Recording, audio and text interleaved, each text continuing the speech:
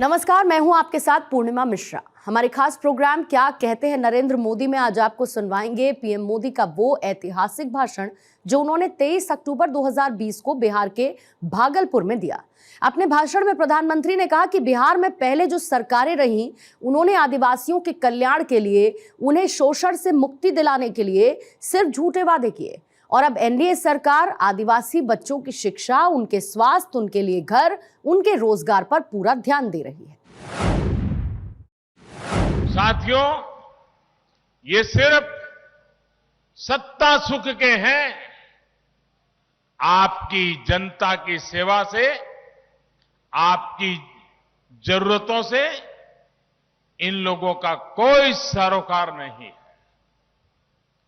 जब जब बिहार ने इन लोगों पर विश्वास किया है, बिहार के साथ, बिहार के गौरव के साथ विश्वासघात किया गया है। बिहार को लूटकर इन लोगों ने अपने परिवार की तिजोरियां भरी हैं, अपने रिश्तेदारों को अमीर बनाया है। समाज के अन्य वर्ग, हमारे दलित, महादलित, पिछड़े, अति पिछड़े, आदिवासी, गरीब, इनके परिवार की चिंता इन लोगों ने कभी नहीं की। सिर्फ अपना परिवार का भला, सिर्फ अपने रिश्तेदारों का भला, इससे आगे कुछ नहीं। साथियों, बिहार वो स्थान है जहां लोकतंत्र के बीज बोए गए थे। क्या जंगल राज में कभी भी विकास और लोकतंत्र के मूल्य फल फूल सकते हैं? बिहार भ्रष्टाचार मुक्त शासन का हकदार है। इसे कौन सुनिश्चित करेगा? खुद भ्रष्टाचार में लिप्त लोग या भ्रष्टाचारियों से लड़ने वाले लोग? बिहार विकास का हकदार है। विकास कौन सुनिश्चित करेगा? वो जिन्होंने केवल अपने परिवार का विकास किया, या वो लोग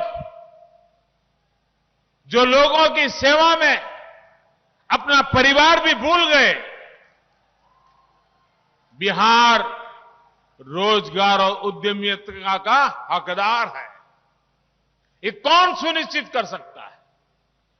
वो जो सरकारी नौकरी देने को रिश्वत कमाने का जरिया मानते हैं, या वो जो लोग बिहार की ईज ऑफ डूइंग बिजनेस को बेहतर बनाने और स्किल मैपिंग का काम कर रहे हैं। बिहार निवेश का हकदार है। ये कौन सुनिश्चित कर सकता है?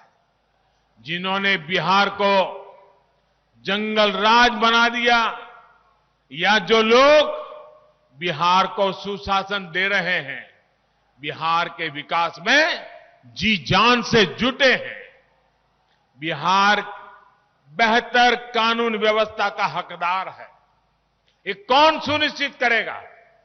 वो जिन्होंने गुंडों को खिलाया, पिलाया, पाला, या वो जिन्होंने गुंडों पर डंडा चलाया? साथियों, बिहार अच्छी शिक्षा के अवसरों का भी हकदार है। क्या ये उन लोगों द्वारा सुनिश्चित किया जा सकता है जिन्हें शिक्षा का महत्व ही नहीं पता? या वो लोग जो आईआईटी, आईआईएम और एम्स को राज्य में लाने के लिए 2400 घंटे काम कर रहे हैं? बिहार में पहले जो सरकारें रही, उन्होंने आदिवासियों के कल्याण के लिए, उन्हें शोषण से मुक्ति दिलाने के लिए सिर्फ और सिर्फ झूठे वादे किए।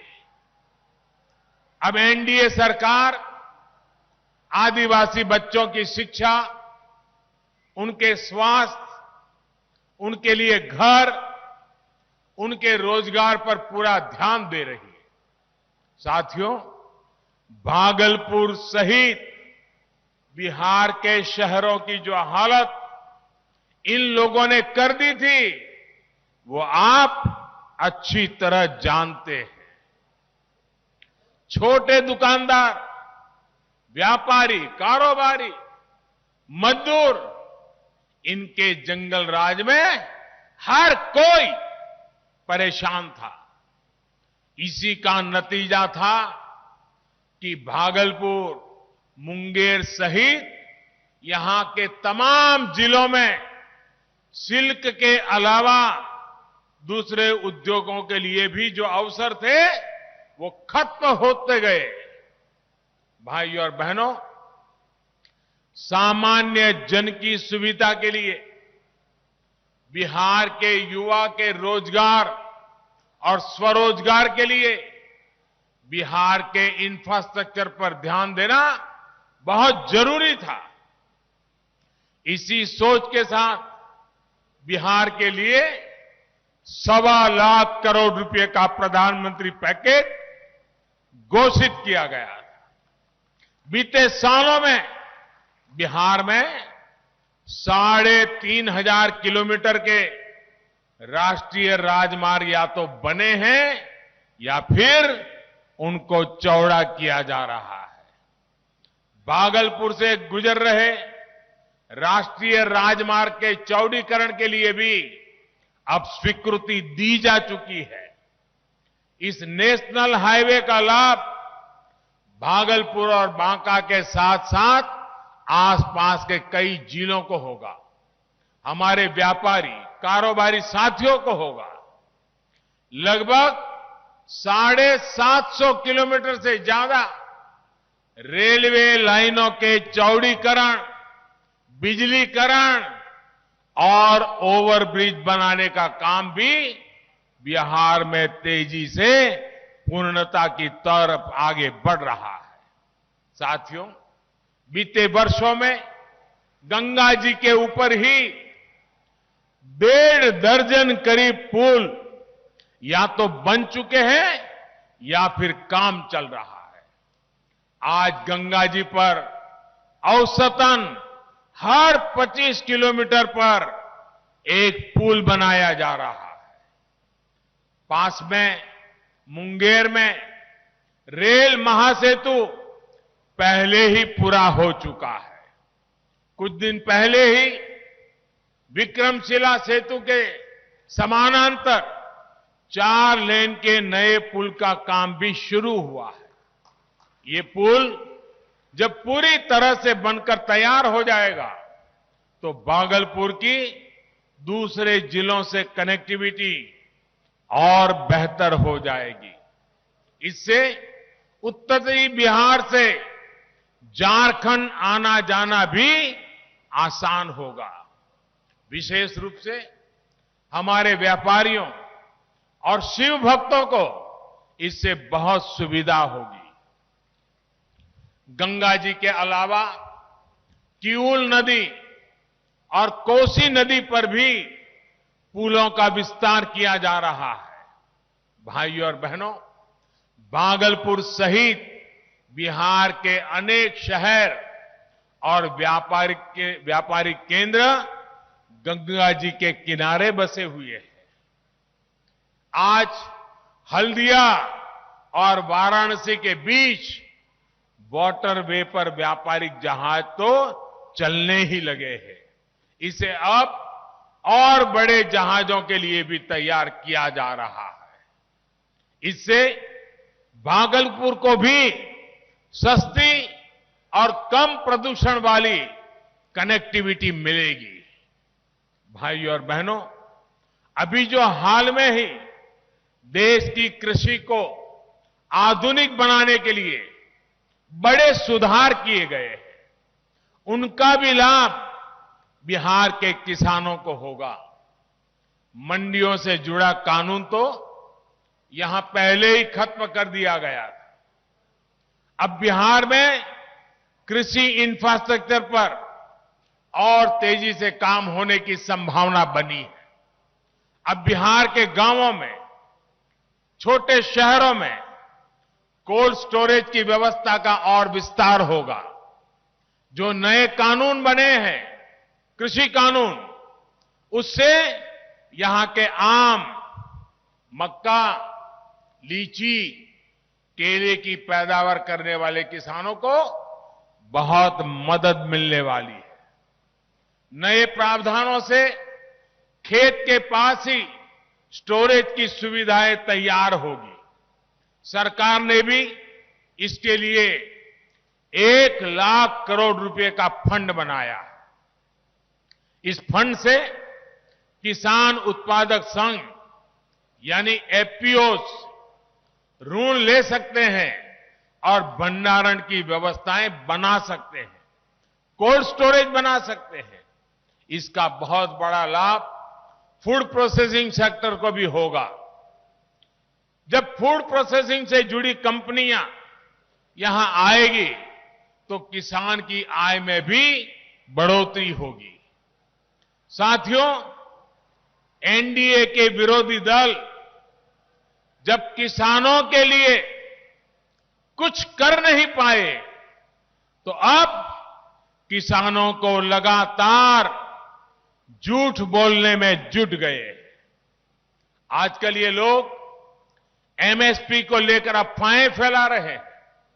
भाइयों और बहनों, ये एनडीए की ही सरकार है जिसने किसानों को लागत का 1.5 गुना एमएसपी देने की सिफारिश लागू की थी।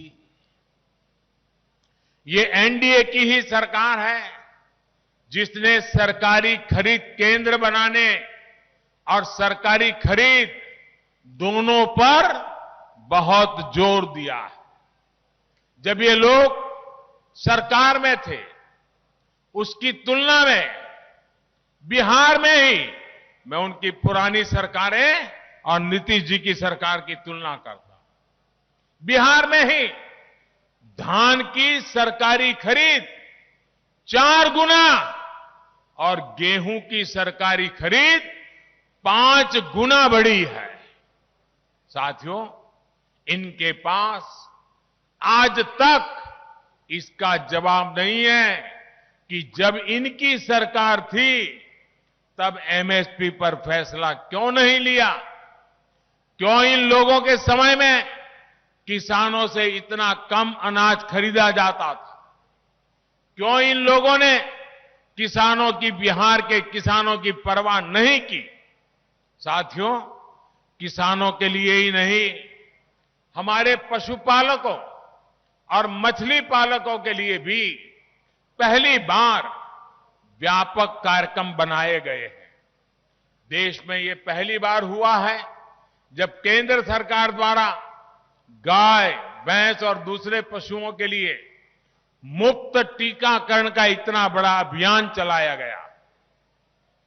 इंसानों की ही तरह पशुओं के लिए भी आधार नंबर दिया गया है।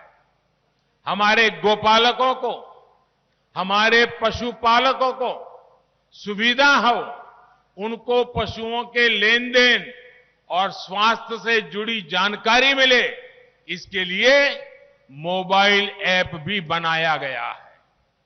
डेयरी सेक्टर के विस्तार के लिए हजारों करोड़ का विशेष फंड भी बनाया गया है। साथियों, हाल ही में केंद्र सरकार ने एक और योजना शुरू की है जिसका लाभ बिहार के गांवों को बहुत ज्यादा होगा। इस योजना के तहत गांव की जमीन पर, गांव में बने घरों पर आपका कानूनी अधिकार सुनिश्चित किया जा रहा है। इस योजना का नाम है स्वामित्व योजना।